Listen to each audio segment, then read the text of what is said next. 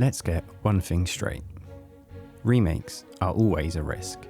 Some fans want a faithful recreation with modern visuals, while others hope for bold reinventions that reshape the game entirely. There's no perfect formula. What really matters is whether the remake captures the heart of the original. And that's exactly what had me nervous about Trails in the Sky First Chapter. This isn't just any RPG, it's the foundation for one of the most interconnected sagas in the genre. For longtime fans like myself, Sky is sacred. Change too much and you risk losing what made it timeless. Change too little and you wonder if a remake was even necessary. So when I heard about this project, I was uneasy. I wasn't sure where it would land. Would it stick too close to the original? Would it lean too heavily on newer systems from Daybreak? Or worse, would it split the difference and end up satisfying no one?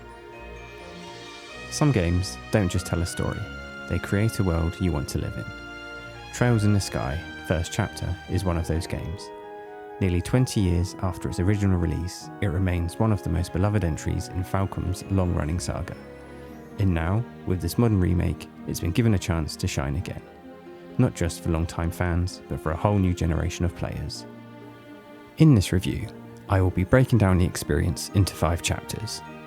The core, the feel, the look, the sound, and the impact. Together, they paint a picture of why this game is so special, and if after all this time, it still deserves a place among the greats.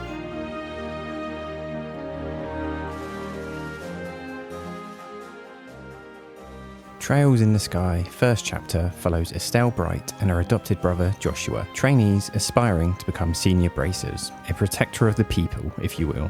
What starts off as small everyday assignments, delivering packages, helping villagers, grows into a cross-country journey as they search for Estelle's missing father and uncover political conspiracies far beyond their expectations. But what makes the first chapter so special isn't the plot itself, it's the way it's told. This is a game that isn't afraid to take its time. Each chapter encourages you to breathe in the world, explore towns, talk to people, and really live in the setting. NPCs don't just stand around repeating the same lines, their dialogue updates constantly to reflect the story's progress, making the world feel alive and evolving. Some players might call this pacing slow, but I'd argue it's deliberate. It's methodical, it's immersive, and gives weight to every step of the journey. Compared to later arcs like Crossbell or Cold Steel, the side character writing here isn't as sharp or layered, and the remake doesn't overhaul that. But honestly, it doesn't need to, because the real centerpiece is Estelle and Joshua.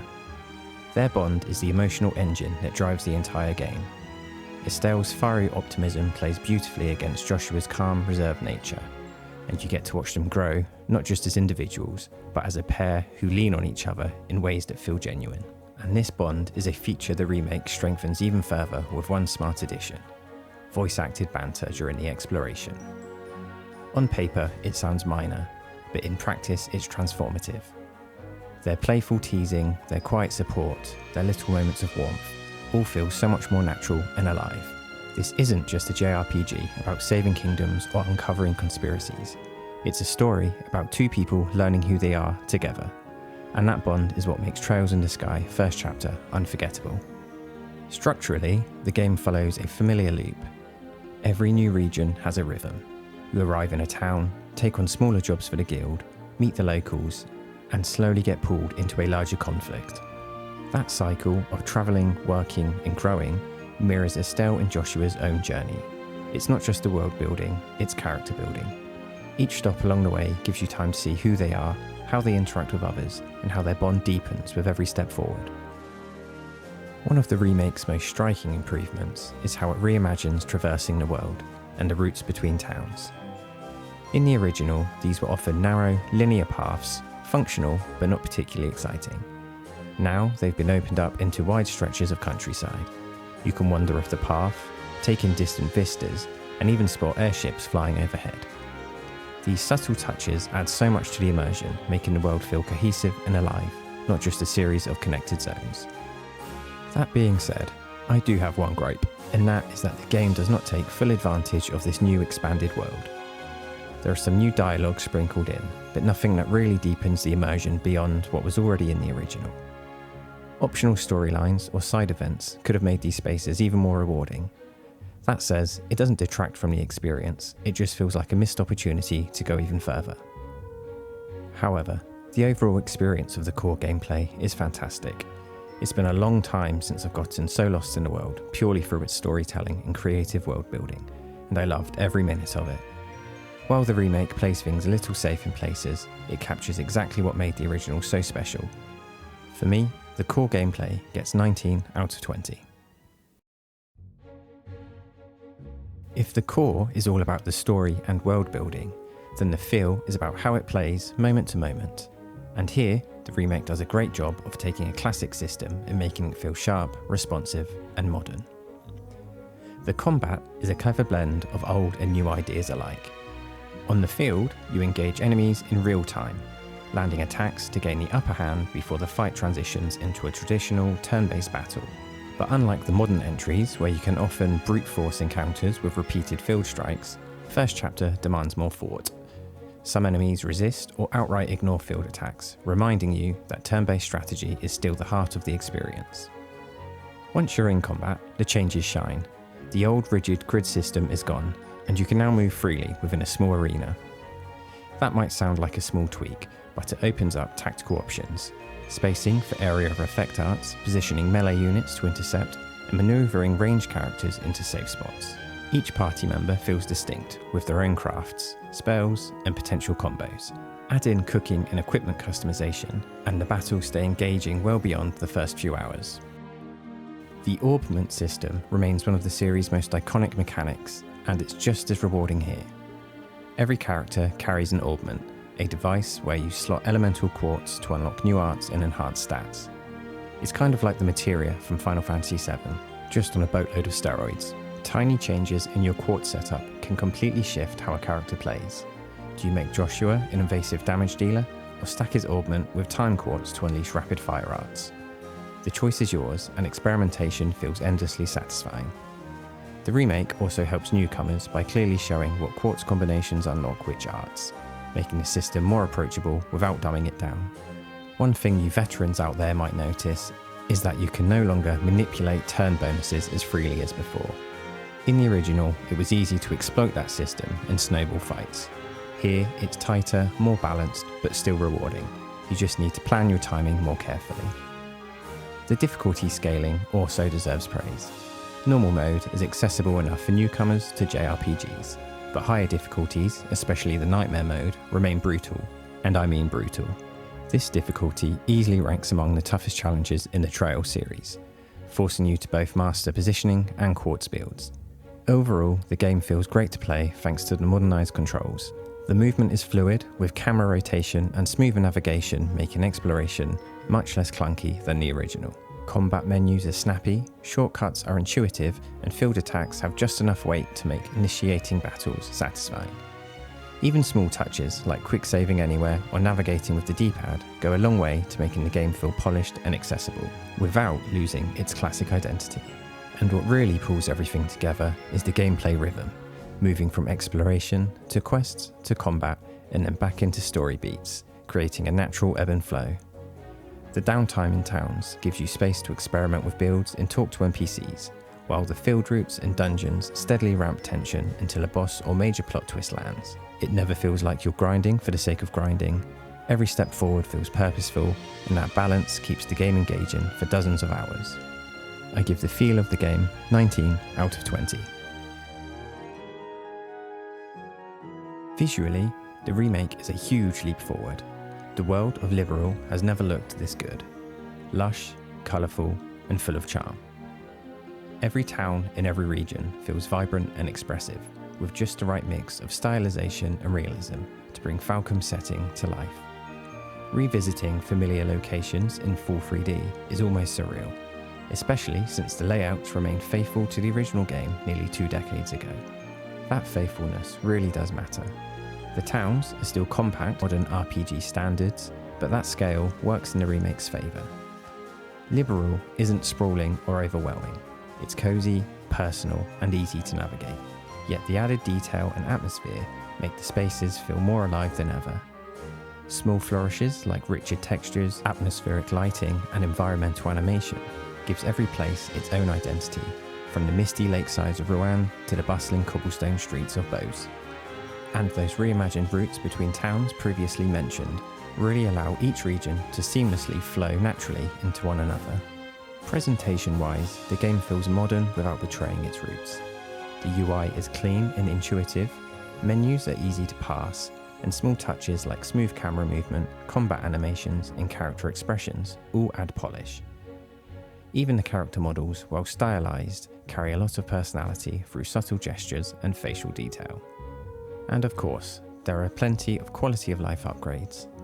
A mini-map, fast travel points, quest markers, all of the modern conveniences you'd expect that help smooth out the exploration. Admittedly, some hidden objectives are easier to stumble onto now, and the remake loses a bit of that old talk to everyone and see what happens kind of charm. But overall, it's a trade-off that benefits accessibility without stripping away the series' identity. What really sets this apart is how different it feels compared to Falcom's other modern games. The Cold Steel series went bigger and flashier, leaning into large-scale environments and an anime-inspired art direction that sometimes felt more generic, whilst Ys remakes often focused on spectacle and high-energy action, prioritising movement and combat flair over grounded world design. Trails in the Sky, First Chapter's remake, by contrast, is about intimacy. It doesn't try to overwhelm you with scale, it pulls you into its warmth. It's not trying to dazzle you with size or flash, but to immerse you in a believable, lived-in world. And the result is a presentation that strikes a perfect balance. It's faithful to the original layouts and tone, preserving that cosy scale of Liberal's towns, yet expansive enough to feel fresh and alive. This remake doesn't just make the Trails in the Sky First Chapter prettier, it makes its world more immersive, more inviting, and more believable, admittedly at the cost of a little mystery and exploration with the fast travel. Beyond this, my only other issue I had, if you can call it that, was the fact that when you get new equipment, it doesn't change visibly on your character, with the only exception being the character's best equipment. This would have been a small, appreciated change that could have been made, but I am just being pedantic with this critique. The overall look and presentation is 17 out of 20. If there's one thing the Trails series has always delivered on, it's the sound, and First Chapter's remake is no exception. For the most part, the dialogue feels natural and true to each character, with Estelle's fiery optimism and Joshua's calm restraint shining through in English just as they did in Japanese. There are the occasional hiccups, an awkward phrasing here, a slightly flat delivery there, but nothing ever breaks the immersion or pulls you out of the story. It's a strong adaptation that preserves the charm of the original script. The new voice acting adds even more personality. Estelle and Joshua's banter, in particular, feels warm and natural, whether it's playful teasing on the road or quiet support in the more emotional moments. The performances help elevate their relationship, making their bond feel even more genuine than it did in text alone. Side characters aren't quite as consistently strong, but even then, the added voices breathe life into towns and guild halls that were once silent. Musically, Trails in the Sky has always had one of Falcom's most memorable soundtracks, and it remains as immersive as ever. The remake doesn't reinvent the score, it didn't need to. Instead, it presents those classic tracks with cleaner audio quality that highlights their richness. Town themes feel cozy and welcoming, battle tracks carry their trademark energy, and the slower, emotional pieces still tug at the heartstrings.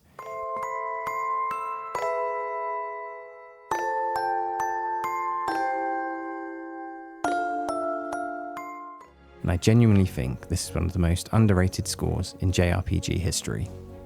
Sound design also does its job quietly but effectively. Footsteps shift naturally across different surfaces, spell effects have weight and presence, and environmental details, like the faint rush of wind in the highlands or the bustle of a marketplace, help sell Liberal as a living place. There's nothing flashy, but more importantly, there's nothing immersion-breaking either. They don't distract or overreach. They simply make Liberal feel lived in, warm, and believable. And in a story so deeply tied to emotion and character, that subtlety makes all the difference. I know some individuals have issues with the new localization, but I have to be honest, I don't. The score is beautifully crafted and offers an array of emotions conveying hope, optimism, a wild sense of adventure, and just pure, unadulterated joy, and does nothing but enhance an already incredible journey. I score the sound 19 out of 20. In few words, the impact is the echo of the adventure, the part of the game that stays with you long after the credits fade. That can be emotional resonance and legacy the game leaves behind, what remains after the journey, or it can just be how much you paid and whether you got your bang for your buck. When all is said and done, Trails in the Sky First Chapter leaves a lasting mark, not because it reinvents the wheel, but because it strikes the right balance. This remake respects the original at every turn, staying true to its heart while breathing new life into it with modern presentation, quality of life updates, and a more immersive sense of place. That balance makes it something rare in the RPG space, a version that welcomes newcomers without alienating veterans. If this is your first trip through Liberal, you're getting a faithful yet approachable introduction to one of Falcom's most beloved sagas, and if you've played the original to death, this remake will still reward you by letting you see familiar towns, routes, and moments all in a whole new light. Of course, it's not flawless.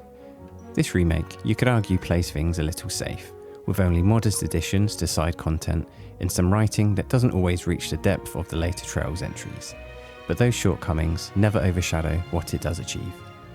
The journey through Liberal feels more vivid, more lived in, and more emotionally resonant than ever before. For a game priced at $49.99 or your regional equivalent, the value here is undeniable. A standard playthrough of First Chapter will take most players around 50 hours, and that's without chasing every side quest or getting lost in the optional content. Turn off the enhanced speed mode and take your time, and the journey stretches even further. Add in multiple difficulty modes from approachable to punishing, and there's genuine replayability on offer. It's a package that feels both generous and substantial, especially compared to modern RPGs at the same price point. At the centre of it all remains Estelle and Joshua. Their relationship has always been the emotional anchor of First Chapter, and this remake cements it as one of the series' defining strengths. The way they grow together, their playful banter, their quiet moments of support, their struggles and their triumphs lingers long after the credits roll. It's the element that ties the entire experience together, and the reason the game still holds up nearly 2 decades later. The impact of this remake isn't just nostalgia.